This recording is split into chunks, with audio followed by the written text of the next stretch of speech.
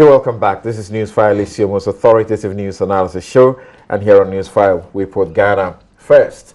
And University of Ghana Medical Center, we thank God that it's back, and hopefully very soon it will be in full operation, because the 600 and over beds that you have there are necessary to decongest Kolebu and other places, so that those who are there and needing, this sophisticated attention will be there, so other people can have access to the other places. Still, you have a lot of comments on the first issue, but I'll spend some time and read a couple of them to you after we have gone to the Lands Commission to find out what is going on wrong from what Yao Safumafo has directed and what the investigations have shown. But again, it's interesting that as we speak, the lady who was assaulted, the woman who was assaulted, actually still is yet now to make contact with police, because she's getting some assistance from the GII, Peace FM, and also they called upon me. I sent a lawyer from my firm to the place, and they have now taken her to the police station. It is now that she's giving her statement and she's being offered a medical form to seek medical attention. So let's be clear about it. When the police say that, they have started this, they've questioned all of that, and when the Midland Savings and Loans also says that they had reported the matter to the police and they were doing it since Thursday, please, these are where people have questions to ask, because it is taking the intervention of a radio station and the Ghana Integrity Initiative and this lawyer I asked to go there, who are now ensuring that she gets these things properly done. Anyway, so Yao Osafumafo, the senior minister, had concerns about some matters at the Lands Commission. They have put up a headquarters building, and it's supposed to be a one-stop shop where all of the things they need can happen there, so our lands administration can be better managed. So he directed a value for money audit that has shown that the commission, which the headquarters of the commission, which was awarded in 2016, was overpriced by about $18 million. $18 million. He gave a directive, that's your Safumafo, for a review of the bills of quantity and other relevant documents relating to the proposed headquarters building. So the Lands Commission, we understand, in 2016 entered into an arrangement with North Shore Limited to construct ultra-modern headquarters building for the development, which would be financed through a land swap arrangement. Per the arrangement, the Lands Commission agreed to swap approximately 10 acres of land around the 37 Military Hospital enclave, valued at 30 million, to Messrs. North Shore, the developer. The amount of 29,181 plus million was the approximate cost of construction based on the bills of quantities and other related drawings. That's the 29 million I meant, the drawings related to the Lands Commission submitted to the presidency. However, the value for money analysis report compiled by the College of Arts and Built Environment of the Kwame Nkrumah University of Science and Technology, KNUST, revealed the entire cost of the project should be 12 million. This means the construction is overpriced by approximately 16,708,244.7 million, translating into 131% more than the actual price. Gideon, how did we come to this point? Yeah, Sammy, I think the issue of contract overpricing and corruption are things that in opposition generated heated discussions, particularly coming from the current president and the vice president. And remember the Dambai training college or something, school building and all of that, MTN building, 6-unit classrooms. So coming into government, this government had a certain mindset that most of the contracts that are currently being executed and others that are in pipeline are overpriced. But of course, you don't just look at the surface of the papers to say that a contract is overpriced. You need to go into the science of it to accurately determine whether or not what you're talking about is true. And so last year, or I think this year, when the president met the media, the president enumerated a number of contracts that were overpriced through procurement processes for which the Ghana Procurement Authority has been able to work around them. Some we have made savings, and then the issue of sole source contracts and the competitive tendered contracts, and the kind of savings that this government has been able to make in that particular faction, totaling about 1 billion cedis and over. And so government, in ensuring that Ghanaians get value for money in whatever contracts government executes or enters into on behalf of the people of Ghana, has been doing a lot of work. And I can tell you, this is not just coming out of the blue. And it is important to recognize that today we have a government that does not sit down and gloss over overpriced contracts for them to be entered into contract executor payments made, and then the Auditor General comes years later to say that these contracts were overpriced. But we are having the executive arm of government rather taking the charge and leading the anti-overpriced contract crusade to say that we are in government. Yes, we talked about these things in opposition. Once we are in government, we must ensure that we don't repeat the same thing. That is why Ghanaians voted for us. And so the Vice President led what we call the Value for Money Conference some weeks ago. And why did government do that through the Vice President? The economic management team, after inviting a lot of ministries, departments, and agencies to submit contracts that are under their care, the pricing of those contracts for the interrogation of the economic management team, government realized that some of the contracts were overpriced. And so government said, no, we can't have these contracts. Some of them were district hospitals, the Vice President talked about school blocks and all of that. So we had to put together a team or hold a conference that we call the Value for Money Conference. Invited MTN, the churches who build schools and all of that, and we sat down to brainstorm. And it came clear that most of the contracts that were entered into, whether in the previous regime or whatever, the contracts we have seen today, most of them 2016, 2015, were overpriced. So in respect of this particular project, when leadership of government saw it, they were amazed. They were completely taken aback. And government said, no, this contract, superficially, we can say that it is overpriced, but we need to go into it. And the senior minister is chairing the land reform and digitization agenda. And so he is in charge of this. So the senior minister commissioned the University of University of Science and Technology, where I just left into government as a lecturer, to do value for money audit on this particular contract and advise government as to whether or not the contract was overpriced, and the government will take action. And here we are today. The good news is that the independent audit commissioned by government, central government, not just the Auditor General coming to do it, and the Auditor General will do his work, but government is showing the responsibility and the leadership. And it has come to bear that this contract was overpriced about $18 million in 2016. And for me, it is good news. It shows that value for money is really something that government cares about.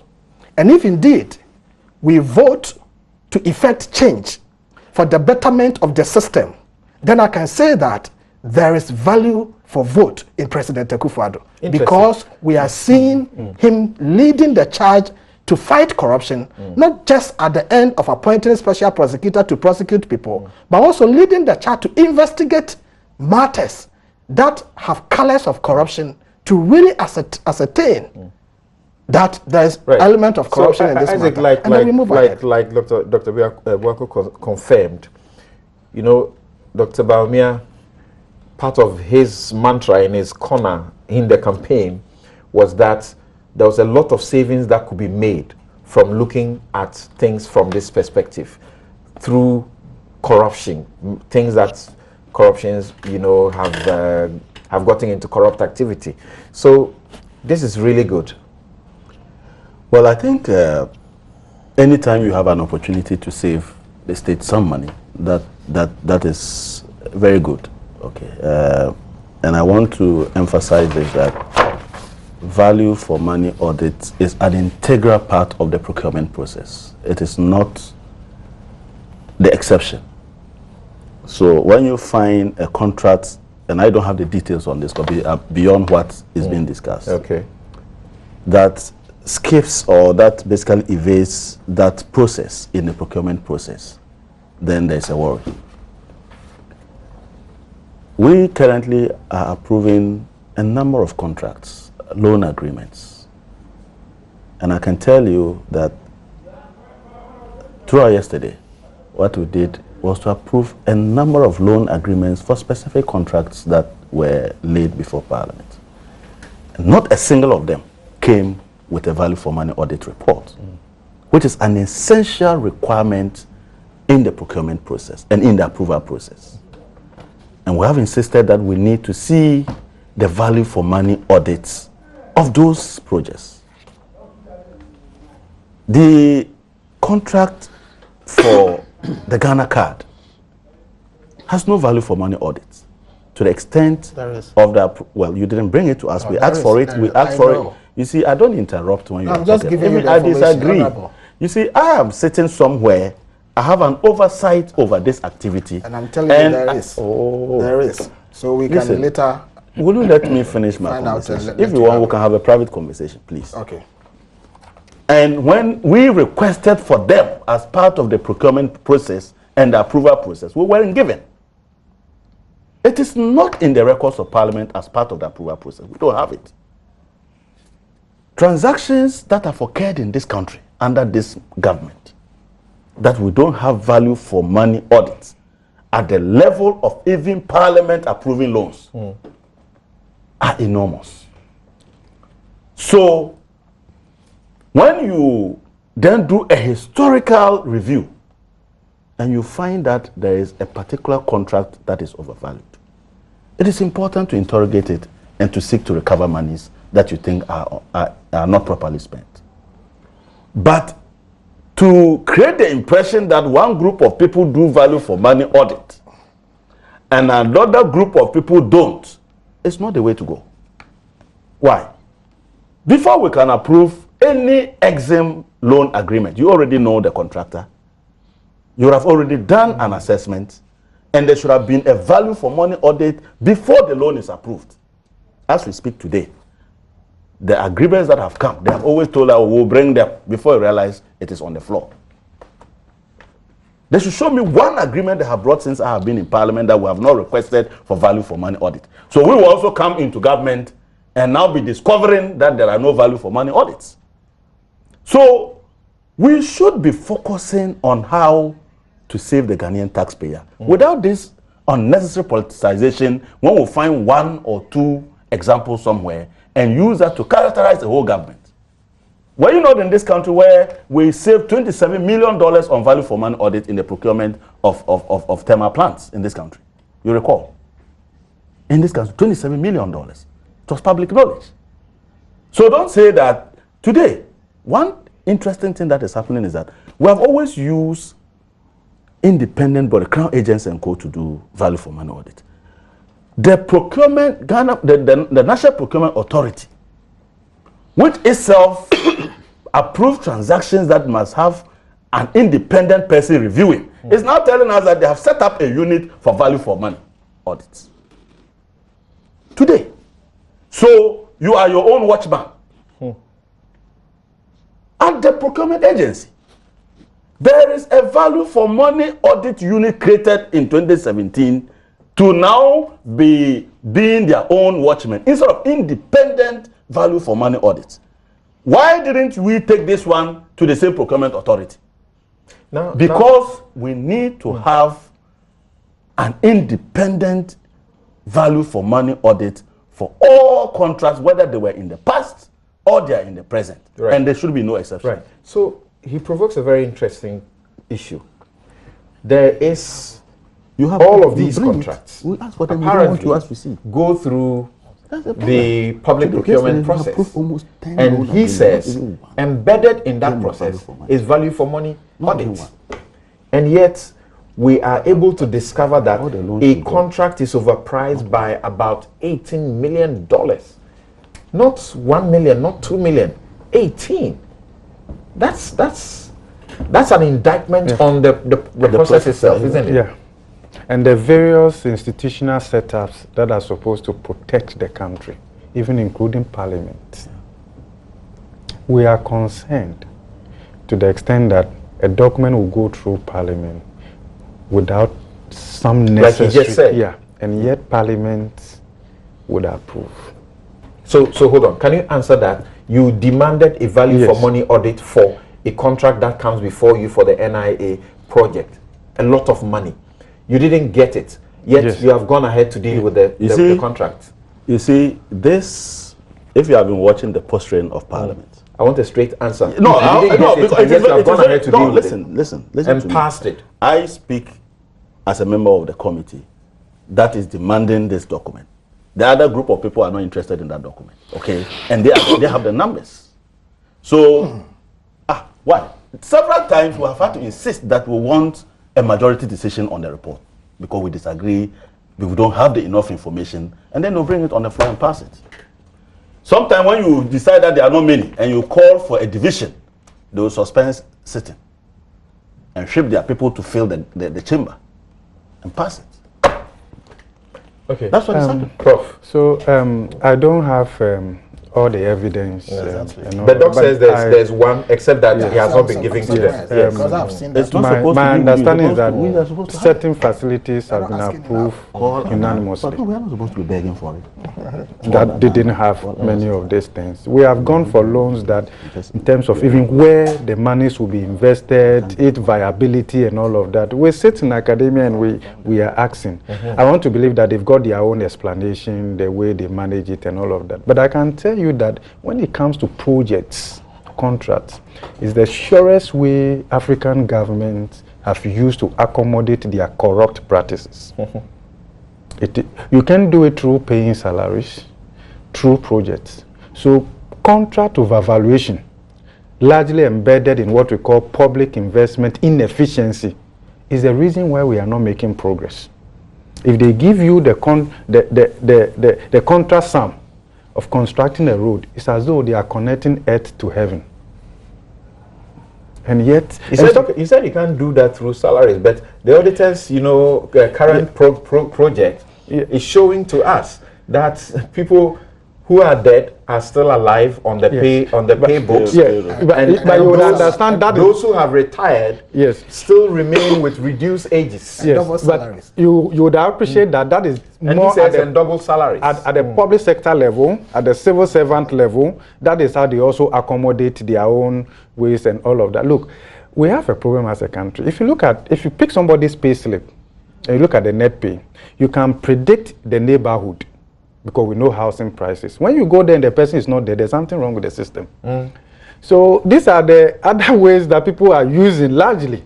But if you come to the central government, when it comes to contract overvaluation, project overvaluation, and that is why you observe that when these processes are accommodated, the outcome is also not of quality, because you lose the moral right when you have done all of this insist on to the right thing actually being done. insist that. So you find that, but it's not only at the central government level. You may find it even at the civil, where even individuals also have the right to take certain decisions and all of that. And in fact, in terms of institutional reform, it is something that the country will have to take seriously. But it is not sufficient to say you are building credible institutions without credible people to lead those institutions also. Just a second. To add, you see, the challenge is that he and I are fighting each other over a technocrat who should be held responsible for this. Where is the consultant to the project? We've left him. Who was the manager of that project? We've left him. We are dealing now with how do we paint a former president up there. Then it happens in your government, the chief executive is sitting there, the consultant is sitting there, and I'm attacking Akufo-Addo. Interesting. Are you getting the point? That is the point. Another interesting angle is that there are instances where the independent audit agent has done the audit, giving advice to government, suggesting contract overpricing, and the advice is put under the door. Yes, I'm telling you. I mean, I know what I'm talking about. Right. Okay, and the special prosecutor has a lot of work to do. He does. He does. He's got a lot of these a lot things. of them coming up. A lot of them. On both sides, I guess. No, well, what I know is what I'm talking about. So a lot of them. Those in there now, I'm telling you as a brother. Those in there now, it shouldn't be the just to independent react to the auditor, past. those in there now, they are simple. Then they become devils when they leave government. to ascertain whether there has been a contract overprice or not, has established evidence, okay, and unambiguous evidence to the effect that this contract was overpriced. Then the executive take a decision, put it on the table, go ahead with the contract, and they execute, pay the sums of money wherever it goes. Nobody knows. Are you speaking about this specific one or others? I haven't said specifically, These same but I know angels, when they leave what government, I'm will talking find about. that they are also and the devils. special prosecutor, see? people who should Okay. look up to the special prosecutor for some Very of soon these. when you leave government, we'll find you to be devils. Kweku, actually, what they have done is that Look for they the have- devils in there as well. They have further explained what leads to my question to you about what should be happening. I mean, we just get these announced and that's the end of the story. And I suppose that I learned through the parliamentarians this week, you know, we had the opportunity to meet with the majority and minority leaders over the RTI. And they have come to recognize that they themselves as MPs actually need the right to information law. So they can access information like to that. demand accountability. That's a So good what one should be there. happening? But you see, look, well, I need education. When a loan agreement is being brought to Parliament for approval, and you are asking for value for money audit to be accompanied, I have a little difficulty with that. Because you see, the contract that will come out of the loan agreement might not be ready. The contract for execution of a project is not the same as the loan agreement. Okay. Let me give a classic example.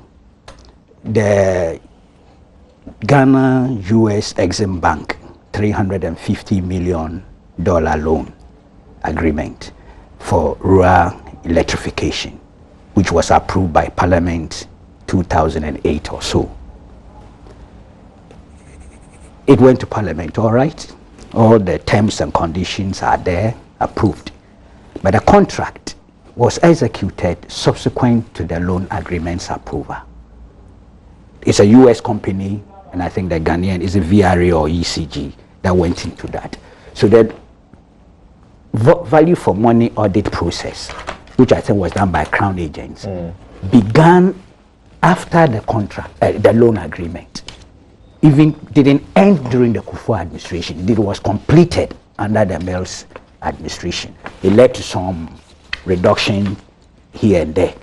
Not because somebody was padding the thing. It depends on the contract details, the kind of material, equipment and things that you are bringing on board. So it is not in all situations, and that's why I needed education. And it might not be a condition precedent. I don't think it is a condition precedent No, let me- to let the me- approval. No, if I- That should be the appropriate Exactly, way. it is not condition precedent. That is the appropriate way. If I can explain Because- briefly. Please do. Yeah, briefly. Please You see, most exam, We're getting to your pet subject. most So- exam arrangements are meant specifically to support the export trade of a particular country. That's right.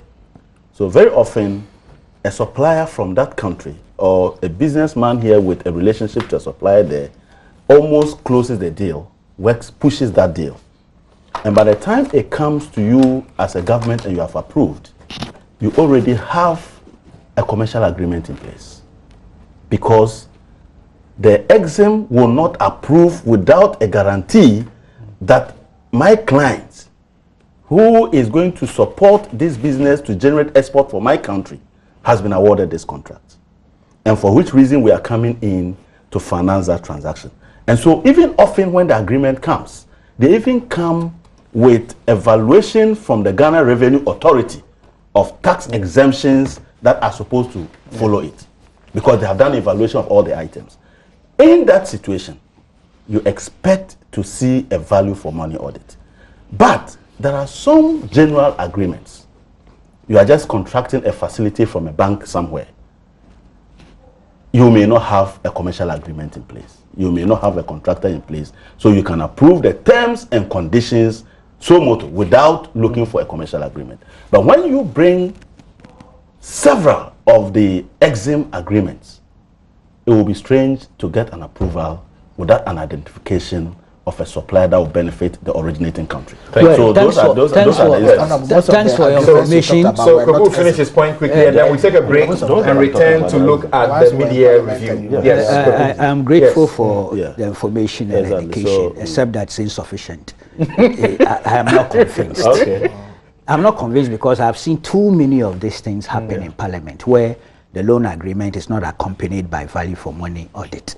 That comes when the contract is being executed between the parties that must execute the project. Okay. Because there are many things that will change relative to the kind of equipment, the supplies and things you are bringing in terms of their value. But I still think you've helped me to some extent. Now coming back to deal with this issue. I think the law, maybe the law allows the office of the senior I ask about lines of responsibility and sanctions. Obviously, you see the audit, the value for money audit in this case, I've looked at the composition of the review team. They're professionally and technically very competent. They have the expertise. Okay. But I've been asking, why is it that sometimes we don't allow the Auditor General to commission these things? I want a consistency see, in terms of source. Because the Act, the Audit Service Act, gives the Auditor General the mandate to do sublet or commission audits. Yes. Okay. So I would love, because of the it's a tendency for us to politicize some of these things, for us to think that it is one administration seeking to nail another administration. I would prefer a situation where we use the audit service, in this case the Auditor General, more, even if he doesn't have the Auditor General has completed some special audits recently, which are also been found by the court not to be correct. Yeah, I'm not saying sacrosanct. Okay. There's no report out there that is sacrosanct. That's why we have the courts to determine its validity or otherwise. So fine, but at least you start from a base that we all know it's recognizable in terms of the state institution. But I'm not pushing it. I'm only saying that I prefer that to happen. I know what has happened before. During the Kufuor administration, there were a lot of special audits as well as value for money audits, which people had problems with, you know. So that's why I'm making the point. But in this specific case, we haven't seen the report itself and the details of the report, except the newspaper reports that have come out. And it doesn't appear too good. Okay, but can we judge people on basis of value for money audits? I think it must go to an appropriate place. And I heard that the Gideon Special prosecutor was hinting that he's got loads of that. Yes, so perhaps that's the appropriate forum for it to go, and then we can move on from there. Even that place is not the final destination. Beyond it, it goes to the courts. Right. Yeah. Okay, we'll take a break here. We'll return to look at the mid-year budget review. We'll be right back.